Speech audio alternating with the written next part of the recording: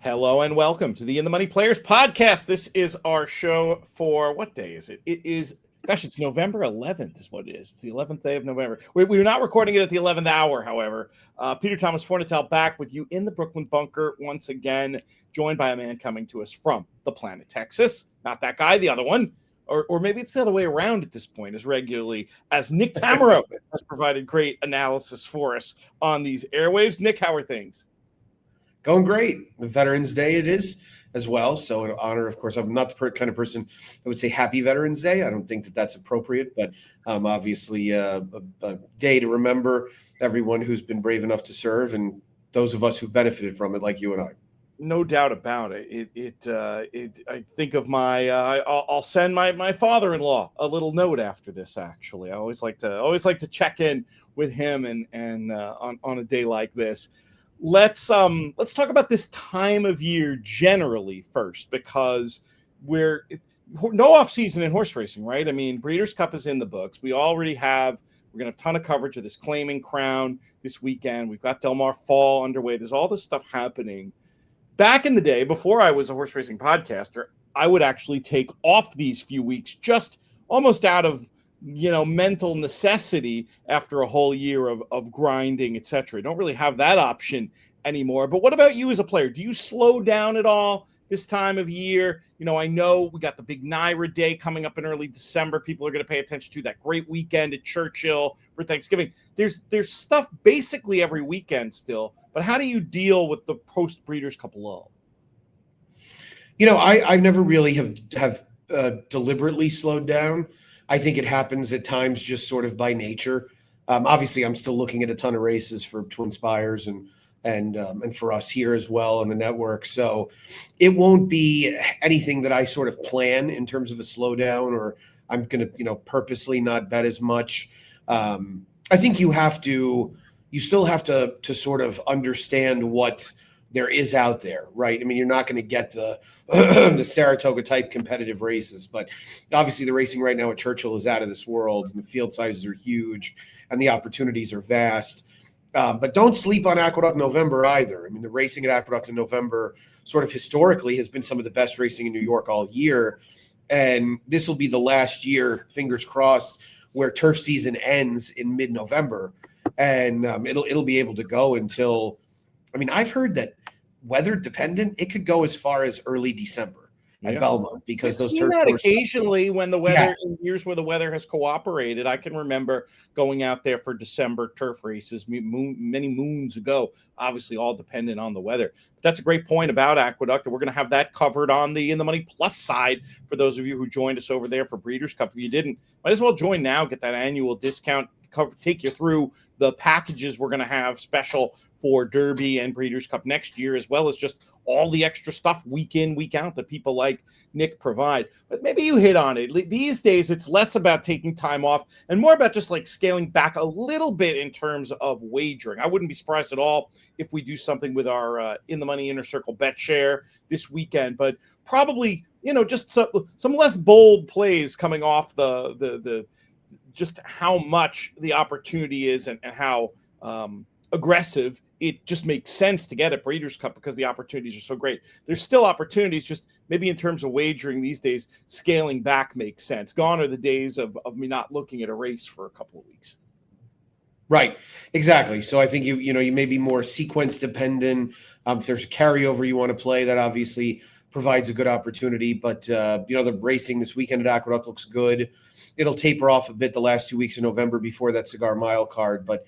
Yeah, I mean, we're still at a time of year where plenty's going on. I think Gulf Championship meet starts on Thanksgiving, and at Fairgrounds starts a week from Friday. So, if you're a winter racing aficionado, and I always have a soft spot for the winter because many, many years ago when my father and I, God rest his soul, were regulars at Trinity Meadows, the first simulcasting that was offered was in the winter. So they took Santa Anita, Fairgrounds, Oaklawn, and Gulfstream.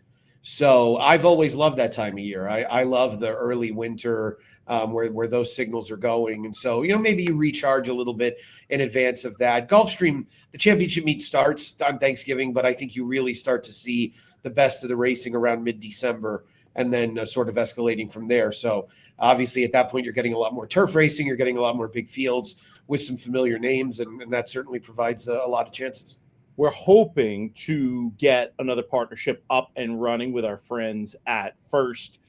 We're hoping the Sunset Six is going to continue. Maybe come when Santa Anita reopens, our focus will go back there. But again, we'll have plenty of attention paid to all this great winter racing, whether it's on the free side or on the plus side. I'm sure we'll be seeing Oaklawn there. Who knows? We may even, Oaklawn, I'm hearing some whispers, maybe thinking about getting into the contest game. Maybe that would be an excuse to do a little bit of work with them. Maybe we'll have more of them on the free side this year. Always enjoy our conversations with Clay and Marshall on the plus side when it comes to them, if nothing else. A little bit different format of the show today. This one is by request. This was an excellent request we had a while ago. It's taken us a minute to get to it, but we're going to get to it now. We had a question about speed figures, what the different types are, how we use them, different pluses and minuses. Nick, I just thought we'd have a free-flowing conversation, and I'll just start with my hypothesis about speed figures. To me, they are the lens through which I look at handicapping, with a form study, whatever you want to call it. I don't think I would be comfortable. I know I wouldn't be comfortable trying to handicap a race without some kind of speed figures. Having said that, the market at this point has evolved. You know, it's not the 1970s. Andy Beyer's famous quote about speed figures being the way, the truth, the light. At a time when he was the only one who had speed figures, yeah, I think you could probably just make all your bets based on the horse that had the highest number. We've gone through the looking glass on that one. They have such primacy in the markets. I'll also say that the best opportunities wagering-wise now are actually when you can go against speed figures. It's not, when I see people complaining about speed figures, sometimes I think what they're really saying is the market is so dictated by these things, it's hard to get value from them. That's not wrong, but I can't understand a race without looking at a good set of speed figures. It really just helps set the framework as to where these horses are and where they're going. And yes, it may be true that the best opportunity for gambling is when you can then go against that, but you got to understand the rules before you can break them. How does that analysis of the importance of speed figures sound to you, and how do you use them in your day-to-day work? I think you summed up a great amount of it, and I think you did it in a succinct and accurate way. So, yeah, I think speed figures are best used as guidelines more so than rules. And if you were just going to blindly bet the top buyer, blast out buyer, you would win occasionally. You wouldn't win that often, and when you win, you wouldn't win enough. So I will say on the topic of speed figures, I think, and we're going to touch on obviously some of the principal types, you need to figure out what figure works for you. Are you somebody that really wants to integrate pace into your handicapping? Are you going through your handicapping process and determining how you think the race is going to be run? Are you somebody that might want to consider more of form patterns? Or do you study them based on where you think horses are, where they're going, where they've been, so on and so forth? Are you someone that maybe favors a non-human adjusted numerical figure that was computer generated? There are some of those available. People in the figure making community generally have the least amount of respect for those. Doesn't mean they're ineffective, doesn't mean that they're not useful. Oftentimes what it means is that there is a necessity for human intervention on some of these numbers. But so it really, you kind of have to let it sort of be dictated by your own style. You know, think about it this way. If you were asked to analyze a football team's offensive performance, and you were somebody that believed strongly in the spread, and you looked at your offense, your players, and you have a bunch of slow guys and no skill position players, you can't run the spread, right? So it would be a fool's errand if you're somebody that thinks that class is a key indicator of who you want to bet to start worrying about pace figures, right? And so you want to stay in your lane, so to speak, in your comfort zone. Let's go through some of the big, maybe at the end we can come back and talk about applications. I'm realizing already this is a series more than a show. So it's in the interest of keeping this in the time frame we discussed, we're going to mostly go over different figures and talk pluses and minuses. You've already gotten into some interesting elements of that. I say we start with the buyer speed figures because they are the most popular, the revolutionary brand, a place where you have actually worked in your career. You can talk as much or as little about that when I eventually get around to making this into a question. But my view of the buyers is that they are the closest thing we have to official ratings. And what I mean by that is they are what they say they are. They are speed figures. But it does seem from conversations I've had with Andy over the years, with Randy Moss as well, that they're conscious of the fact that people within the industry are looking at these numbers and that they hold a lot of weight, and they're not given lightly. Their primary focus is not, and maybe I'd get sand kicked in my face for this by our friends over there. But my read on it is their primary focus is not simply how fast or slow was this race, but that's part of it. But there's also a very big part of it that's people in the industry are going to be looking at these numbers. These numbers need to make sense. I think as a result, more than some figures, certainly more than the private figure makers that we know, they're going to be willing to project and or adjust numbers in a way that comports with logic, and actually, dare I say it, almost therefore has a class component baked into it, especially when we're talking about turf numbers. Maybe actually I'll back up for one more thing to let you lay out to the people, because I realize there's some people watching who don't really even understand what a speed figure is and what its job is. And I think, buyers certainly are being such a pioneer. I think we can bring in the what exactly speed figures are into the very buyer discussion. Yeah, I think you summed up exactly right how they go about things. A buyer speed figure is a commercial speed figure. So a buyer speed figure is made based on the final time of a race using adjustments so basically a raw number is calculated based on the final time that was run. And then it's adjusted based on the individual figure maker's assessment of the track speed that day. So the most common adjustments, what's that? How fast or slow it was. Yes. How fast or slow, exactly. So the most common adjustments are going to be made for time of day, distances, and sometimes class-related questions. But what you're going to find nowadays, and in my experience, and I made buyers from 2015 until 2021, track speeds don't change that much. Obviously, weather can be a huge factor, changing conditions, those can obviously influence, but you could have a route sprint split. You take a place like Saratoga and you look at the Wilson Chute. Those races are almost always given their own set of their own variant, if you will. In many cases, because the first quarter is extremely slow with no run up, and that will adversely affect the final time. So there are adjustments made for that. What the buyer team does also is, based on who makes figures for that individual racetrack, they will put in some of their own adjustments. So, there might be an automatic adjustment made for 7 furlongs at Lone Star, because that's a distance where the run-up is 5 feet, and you're going to get a crazy slow first quarter and a really fast second quarter, and that's going to make the pace look out of whack. So that's part of it. What the buyer team is trying to do is make the most accurate figure possible, which means they're going to adjust it. They're going to change it. They're going to project it some of the time. Projection in this case is basically just as educated a guess as you can possibly make that probably fits more so with past performance than it might with that individual day's performance. And while they're often scoffed at for that, that's a huge mistake, because in actuality, you want to do that. You want to take the opportunity to say, hey, you know what? We got that figure wrong first time around. We're going to adjust it this time. And a horse that's a recent example that fits that is Ted Noffey. Ted Noffey's debut was adjusted upwards after his Hopeful.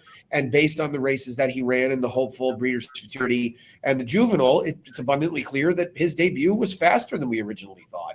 So making those adjustments and changes, while people often on social media, which isn't a real place anyway, but people there sort of think that, it's something nefarious going on and they're trying to manipulate things. No, they're actually doing the opposite, right? They're trying to get things right. You try to put the best info out there. I'm just going to do some term defining. We're not going to rabbit hole too much here folks interested, Sure. obviously the Andy Beyer books are so wonderful and They're great. still absolutely worth going back to read. I'd honestly say read them in order, but if you're only going to read one, I think Beyer on Speed has the most connection to exactly what goes on in the modern world. But they're all great, and his writing is so great. I mean, that's his secret weapon. The math is, obviously put forth this methodology that we're still using today. It's important, but it's not like you're just reading a bunch of equations. The stories, the way he describes the world, absolutely worth reading all those. But you went over some stuff there quickly for some of the newer people. The variant, that's the number. That's the specific number that assesses how fast or slow the track was on that day that gets applied to the raw figure.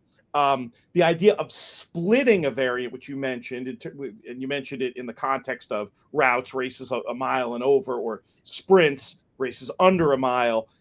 A split variant just means when, and it could be because of wind or so many different things it could be, but when that one number to assess how fast or slow it was is different based on the distances on that day. Run up. Now, run up is we could rant and rave on run up if we wanted. We're not going to do that here.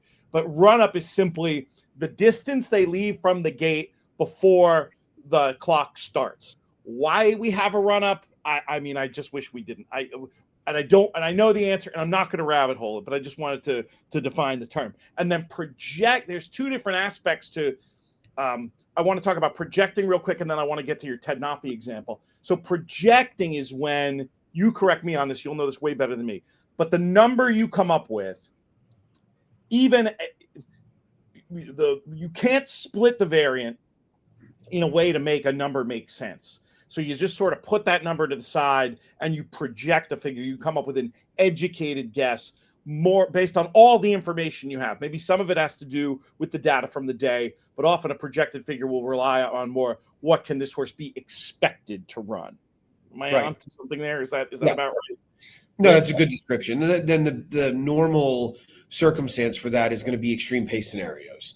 Right. So you think about, I know it's been a while now, but a race like the Remsen that Cairo Prince and Honor Code were in, they went this incredibly, just outrageously slow pace. And obviously that negatively impacted the final time. And that made the final time a lot slower. When you're making a final time figure, you're going to adjust that. You're going to project that, because otherwise you might have Honor Code running of 75. Right. And in all likelihood, he didn't run a 75. That doesn't reflect his ability. That's the idea. They want the number to reflect the horse's ability to some degree. Again, part of it is, there's another logic, and we'll get into it, where you don't mess around with that. You try to tell the story with component pace figures and leave the number a little bit more alone. But if you're trying to tell the story of a horse, future grade 1 winner there, you're kind of doing a disservice to just hang up a 75 and leave it there if that's the only number you're putting up. And then the other practice you talked about vis-a-vis Ted Noffe, they will go back and adjust the figure when better information comes to light. And I agree with you. That's not that, and I don't know why people get so up in arms about that. To me, that's just trying to put the best number out there. I mean, could you argue there should be more transparency about things like split variants and upgraded figures? Maybe not. But for us gamblers, we'd love that. But the idea that this is trying to be like an industry standard, almost like an official rating, I think you would just confuse people. And I understand why they do it the way I do it. In my notes, am I going to have this figure was upgraded? Absolutely I am, in case more info comes to light later and I want to change my own assessment of that race. Let's get into this idea. We can talk about Beyers for hours, but we're not going to do that. We're going to pivot, and we're going to talk about TimeformUS. So TimeformUS do two things that Beyer doesn't do that make me use them. I mean, these are the two that I use them. I look at other stuff, but these are the two that I use the most. To me, what's really interesting about TimeformUS is there is a pace component to them. There is an array of figures. You're not just seeing one number, the final time figure like Beyer. You're seeing numbers throughout the race, which really help me get an idea of how efficiently a horse ran. When you run, just like a human runner, you do your best work when you're running more efficiently. It's not going necessarily too slow, and that, like you said, the honor code example, you go too slow early, That's going to mess up your final time. You go too fast early, you're going to be gassed and you're not going to run an ideal final time. TimeformUS figures give you an idea when that's the case. The other thing they do is they will upgrade, and I quibble sometimes with the algorithm and I try to make my own assessments, but they will algorithmically upgrade figures based on the pace. If you are that runner who ran too quickly early and you understandably slowed down a bit late, they'll give you a little bit of extra credit for that in terms of there's two different Timeform numbers essentially. There's a raw speed figure that more or less equates to the Beyer, and then they will give you a performance figure that incorporates a pace element. Pace figures are so great. This is not a pace figure show, but I will just put in my quick plug for me that the other amazing thing they do is allow you to make a pace map. Timeform will do it for you algorithmically. I find it's more effective if you can use that as a jumping off point and then put your own ideas in there. But, to have that idea of where the horses are going to be a half mile into the race, that's a head start that I can't do without as a horse player. But to me, those are the killer apps, if you will, that go into the TimeformUS figures, and they're why I always want to look at them. What do you think of? You use TimeformUS. What do you think of? How am I giving them too much primacy? Do you agree that pace component is pretty much indispensable in 2025? For sure. Yeah, I can't handicap without TimeformUS nowadays. And what you're going to see vis-a-vis TimeformUS in terms of Beyer, the main difference is you're going to see situations where the horse that finished first does not have the top figure in the race. Great point. And that's exactly what's going to help you. You might hear blowhards like Pete and I say, well, so-and-so was best. And you think to yourself, well, they weren't best. They didn't win. And what we're saying is that we're adjusting our assessment of the race based on the way it was run. And you can capture that in a speed figure. You can see, this horse ran 3 points higher, even though he finished third, but he was on the pace and then he got worn down late. Right. That pace was strong. Yeah. And that's where the adjustment's going to take place. So they get to do, it's like the old commercial was, we don't make a lot of the products you buy. We make a lot of the products you buy better. And I'm not saying the TimeformUS is a better figure than a Beyer figure. It's better if you're a pace-oriented handicapper. And that's the first component of any race to me. I'm going and handicapping a race. I'm trying to figure out who's going to the lead, whether it's going to be fast, what kind of setup they're going to get, all of those things. And for me, TimeformUS is indispensable in that regard. The problem that TimeformUS runs into, and I think Craig Milkowski, who does a great job making those figures, would tell you, is that it's hard to adjust on the turf. And it's hard to find a lot of the variation on the turf that you might see on dirt because the paces generally on turf are slower. So the fields are going to be a little bit more packed together. And now you're going to have a harder time identifying maybe who quickens, how much they do, and how much of an adjustment that you want to make. So I would say that you want to look at it. What I also spend a lot of time looking at, and I think Craig, this is really, to me, this is like the most important part of his figures, is looking at the pace lines. Yeah. And it's not so much the final figure that I want to look at with regard to the pace line. So what they'll do on TimeformUS is highlight a slow pace in blue. They'll highlight a fast pace in red. I will almost always defer to the horses that ran against the grain of the race. Yep, so there was a horse that was running at Del Mar on Saturday, late in the card. George Papapadromu trained, or Steve Miotti, I think, trained. And the horse was going to be 7-5 or 8-5, not a big price. But based on the race that he had run last time and the pace that he had set and that he lost by 3/4 of a length, he should have been about 1-5 or 2-5. And you really got a full sense of where you should and how much you should upgrade him using TimeformUS, because you saw that now his figures he was 20 points faster than everybody else based on that race that he had run. So I think they do a great job. Craig does an excellent job of identifying the extreme scenarios that you really want to take a good look at and incorporate into your own handicapping. Yeah, and that dovetails with race design too, right? Because if you see a horse battling for the lead in red fractions, and then today they're the only speed, well, that's going to be a horse I'm almost definitely playing somewhere. And by the same token, and this would be on the In the Money bingo card with JK and myself going back a long way, closing into blue fractions. In other words, against the flow, closing into a slow pace. And then today, anybody can see it's going to be a fast pace. That's a horse that's almost definitely going to get some attention from me. If you're interested in that type of flow handicapping, I will put in a quick plug for a product my friend Jake Jacobs, racingflow.com. He has another way of quantifying those. It's not a final, there's no final figure element, but he will he has figures that will help you upgrade and downgrade front runners versus closers in various situations, subject of a whole other show. But yeah, I think that's one other thing I was going to say on that, Pete, is that if you're looking at, and at some point during the winter, we're all going to be looking at some lower level claiming races, whether it's at Oaklawn, Fairgrounds, Tampa.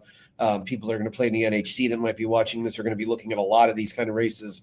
What you'll see from the TimeformUS pace lines is much like some figures we're probably going to talk about later on in this episode or in a subsequent one, because this is clearly going to become a series. You might see forward movement. Right? You got a horse that's done no running whatsoever. He's dropping all the way to maiden 8 at Tampa. But last time at 12.5, suddenly he showed more speed and it was a red pace. Those horses are great bets. Yeah. I don't have any data on it, but what I know that means is that they've now woken up. Yes, I love that. Yeah, you can get a sense of a horse's condition from looking at that. You can get a sense of how far a horse wants to go, a term that I've never heard anybody use on the TimeformUS side of things, but the Matisse brothers would have introduced it to me. The idea of horses who are uplining, each subsequent pace figure is faster than the last, versus downlining. They get to the classic example would be a horse running 7 furlongs and their second to last pace figure is the highest one, and then the last number drops off significantly. Great candidates for cutbacks. It's something they use in their figures, but I think it's applicable to TimeformUS as well. Just to plan the show a little bit, I say we go into more of a straight overview of some other type of figures, and then in another part we'll dive deeper. But I at least want to name check some of the other commercial figures that are out there and let people know what they are. I think with this in mind, we can probably do another 10 minutes here and not throw your day too far off. Does that sound about right to you? Yeah. Yeah. All right. Excellent. Let's go to the sheets. These are the masters when it comes to what we now call condition analysis, right?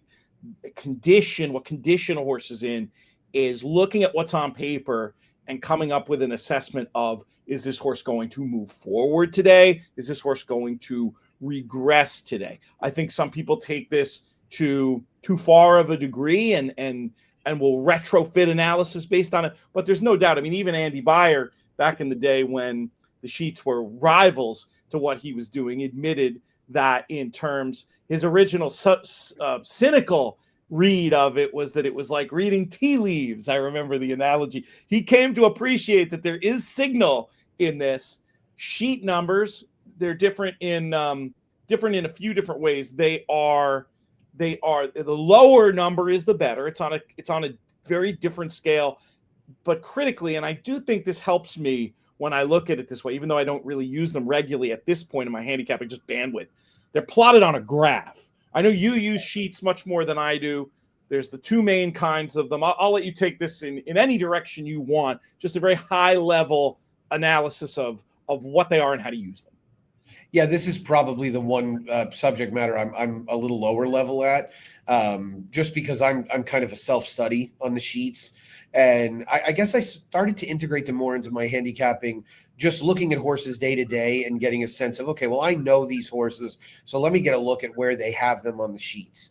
So the sheets methodology is going to differ from just a straight final time figure in that there's going to be a particular amount of attention paid to where the horses are relative to the rail and also the weight that they're carrying. Right. So the methodology, to say it's in stark contrast to Beyer's, I think is probably fair, just from the standpoint of if you had Jerry Brown and Andy Beyer on a stage and they were each talking about their own methodology, it would probably be like that scene in The Big Short when Mark Baum is there with the guy that wants to buy Bear Stearns, and they just completely differ in the way they look at things. The funny part is that one of you might need a referee. Let's put it exactly right. One of the people who was instrumental in helping Ragozin, which is the other kind of sheet, the original Khaled, who Andy was a great friend of in the 80s and 90s in Florida. So what their what those numbers do, and as Pete said, lower the better, they go into the negatives. The particularly good horses are, when you think about negative thoroughgraphs, you're probably talking like 100 plus buyers. I'm not saying they're linear whatsoever. I'm talking about the group of horses that are in that stage. The main difference between these two in terms of methodology is Jerry Brown thinks horses are getting faster. Andy Beyer does not. Right. Andy Beyer horses peaked years ago. Right. Yeah. So I don't know. I probably fall somewhere in between. I think the differences in medication usage probably has some effect on it. I think a lot of those horses that were getting 125 buyers over and over and over in the 90s were probably helped by milkshaking and steroids and things like that. So times change, right? Things evolve. Now we race without Lasix again, which they did more so in the 80s. So we'll see as time goes by. I don't know. I don't think they're, I guess I should say, I don't think they're getting as fast as Jerry thinks, and I don't think they're getting as slow as Andy thinks. Gotcha. So I'm somewhere in between. But the difference, so what you're going to utilize a Thorograph sheet or a Ragozin, which I have admittedly have far less familiarity with, but you're really going to try and identify a pattern. You're going to try, and again, these are races where you're going to be looking at claimers, maybe turf horses in a big field, allowance claiming, something like that. And you're going to try and find who's moving forward on the sheets. Or you're going to look to integrate maybe some of your own handicapping into it and say, well, that horse that was pretty reliably going from a 13 to an 11 to a 9 and then ran a 17. And you find out that when he ran the 17, from your own notes that was a dead rail and he was up the rail and there was no pace in front of him. He might be a bet, right? So again, this is a great example of where you want to take what the data gives you in terms of the speed figure, but let it work with your own process. If I were using sheets more, and times in my life when I did use them more, the most important thing to me was to make sure, you mentioned about distance from the rail. Ground loss is the way that it's typically described. Right. Yeah. You don't.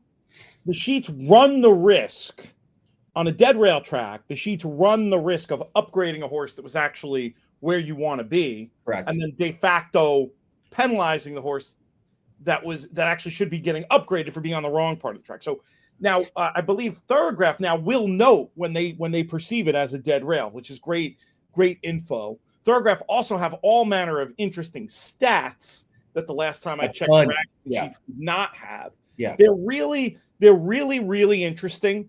And again, it just comes down to bandwidth. I'm really happy with my Beyer Timeform double that I do, and there's still some other things I need to look at with that. The other thing I love about Beyer Timeform is if you subtract 20 from the Timeform figure, it seems to me to closely enough equate to the Beyer where I can, at the end of the week, go back and look at figures and see where they're aligned and see where there's maybe a difference of opinion. And those races where there's a difference of opinion, that's really good stuff to track going forward, because more often than not, it's not in the middle. One of them is making the correct assessment about the variant as opposed to the other. Anyway, that's a rabbit hole. But anyway, the sheet scale, they're both on different scales. But I think we'll leave the sheets discussion there for now. We can come back, and let us know in the comments, by the way. This is a really important show for comments because we want to know, you can tell us if you don't find it interesting. It helps the algorithm by making a comment at all. So go ahead and do that. But really what we want to hear is what you want to hear more of in these type of discussions, going deeper into this stuff, more overviews of different topics. Let us know in the comments what you think. Of course, subscribe to the In the Money Media YouTube channel while you're there. That helps us as well. But let's talk. You talked before about the computerized figures, and you're referring to BRIS and Equibase. I think they're both fully computerized. Not exactly sure. One thing I do want to talk about BRIS that's important to me is, and I don't use BRIS, but I think that they have a great way of looking at the world. And what I mean by that is BRIS figures give you pars for the different sections of the race, early, middle. They have a specific late pace rating that's also very useful. And I love that way of looking at the world. It helps me understand a race better. We'll get more into that when we have more time. But before we get out of here today, Nick, I did want to give you a chance at least to give a button us up with some thoughts on those commercial computer figures like those from BRIS and Equibase, and then we're going to leave this discussion here, and we'll pick it up. We have plenty of time this winter. Yeah, I mean, and I've heard plenty of people successfully and I would say reasonably use the BRIS prime late pace numbers, trying to identify closers. You'll see a lot of EP1, LP1, LP2 in some of those lines. So well worth looking at. I would say they lack the amount of human intervention that a buyer figure might make, but it doesn't mean that a human isn't occasionally looking at them and tweaking the algorithm to make it work as best as possible. The Equibase speed figures, from what I've seen so far, I've not really been impressed at their accuracy. But again, that's just a novice study. And that's something that I think is as data oriented now as the administration is there. I think we could see some adjustments made on those. So those are basically, if you were making buyers and the computer determined what the variance should be, it's slapping it on it right away, spitting out a figure, and you're done. The only thing the human's doing is clicking a button. So it takes away a little bit. It makes it more science than art, and it has to be a little bit of both. In my experience so far. To make the best figure, I think that's probably right. I do think it's an interesting data point, especially when you put it in the context of the sections of the race. And I'll say this, they're good enough for when you're using a product like RaceLens that uses the Equibase figures to do like writ large study stuff. I'm not going to trust that number as much to make an individual bet as I am wanting to look at the array of other figures that I typically look at. But for the research that goes on in RaceLens and the way that I'm going to use speed figures in there, it's close enough for rock and roll, if that makes sense. All right. I think that's where we're going to leave this discussion today. I think it's a good first conversation. I think we'll come back to it. But you, the viewers and listeners, are going to decide. So if you're listening and you want to get your opinion on this, best thing to do is go over to YouTube and put a comment there. But if you don't want to do that, reach out to me personally, inthemoneypodcast.com. Hit the contact page. Let us know. I want to have more of these kind of conversations. I mean, we can recap grade 3 races, but it's like, I think this is more interesting, and I'd love to mix and match and do some more of that. So thank you, Nick Tammaro. Thanks to our founding partners over at 10 Strike Racing. Thanks to our friends, charity partners, Therapeutic Horses of Saratoga. Kim Weir, we'll have her on next week because she's being honored today at a luncheon I sadly couldn't make it to at the end of the day at the museum in Saratoga, being honored by the chaplaincy for all the work she does for them. She does a lot for humans and horses. Check out what Therapeutic Horses of Saratoga are up to in themoneypodcast.com/horses. This show's been a production of In the Money Media. I'm Peter Thomas Fornatal. May you win all your photos.